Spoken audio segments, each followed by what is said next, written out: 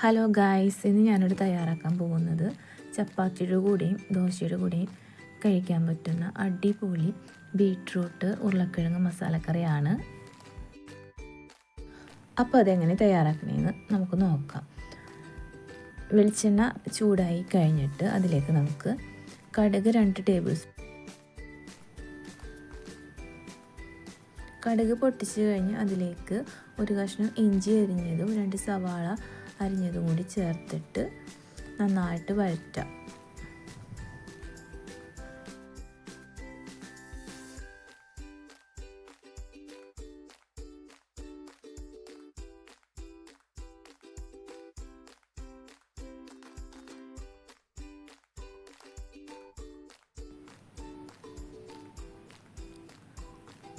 അതിനുശേഷം അതിലേക്ക് ഒരു 7 പച്ചമുളക് അരിഞ്ഞത് കൂടി ചേർക്കാം.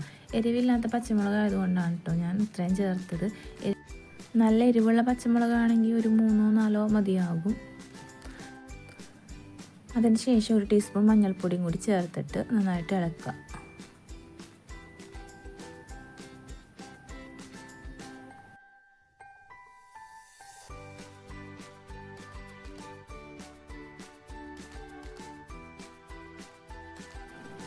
അതിനുശേഷം അതിലേക്ക് ഒരു 4-5 തണ്ട് കറിവേപ്പിലയും കൂടി ഇട്ട് കൊടുക്കാം. എന്നിട്ട് നന്നായിട്ടൊന്ന് വഴറ്റി ഒരു ബ്രൗൺ കളറ് ആവണ വരേക്കും നന്നായിട്ടൊന്ന് വഴറ്റിയെടുക്കണം. എന്നിട്ട് അതിലേക്ക് ഉടച്ച് വെച്ചിരിക്കുന്ന ഉരുളക്കിഴങ്ങും ബീട്രൂട്ടും കൂടി ചേർത്ത് നന്നായിട്ട് ഇളക്കാം.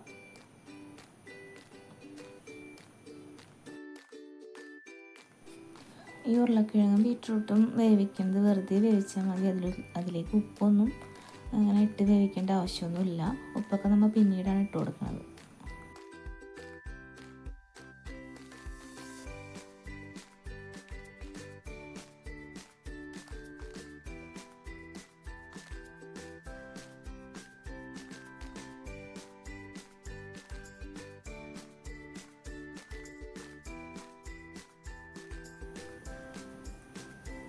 ഇനി ഇതിലേക്ക് ആവശ്യത്തിന് ഉപ്പും കൂടി ചേർത്തിട്ട് നന്നായിട്ട് ഇളക്കി കൊടുക്കുക.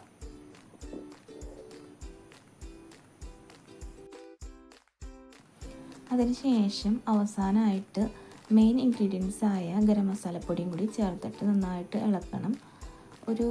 ഒരു ടീസ്പൂൺ ഗരം മസാലപ്പൊടിയാണ് ഇവിടെ ചേർത്ത് കൊടുക്കുന്നത്.